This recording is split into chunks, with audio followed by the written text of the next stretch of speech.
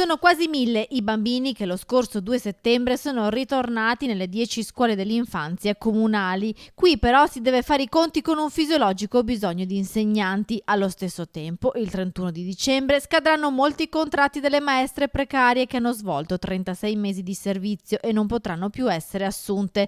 Questo è il paradosso denunciato da alcuni insegnanti del sindacato di base CUB. Purtroppo c'è una legislazione a livello di Stato, di governo, che non permette in qualche modo di risolvere questa situazione del precariato all'interno degli enti locali. Stiamo lavorando da una graduatoria che non dà personale a sufficienza per coprire sia i posti delle sezioni che altri posti speciali di sostegno all'interno delle classi. Daniela e Sashinka sono maestri in 2 scuole dell'infanzia comunali di Padova. A dicembre rimarranno disoccupate dopo 36 mesi di impiego. Per quanto ci sarà una nuova graduatoria del nuovo concorso, non si può essere certi di riuscire a coprire tutti i posti vacanti. Per quanto riguarda noi che abbiamo, insomma, che non possiamo più continuare a lavorare, entreremo in regime di disoccupazione o aspetteremo chiamate dallo Stato,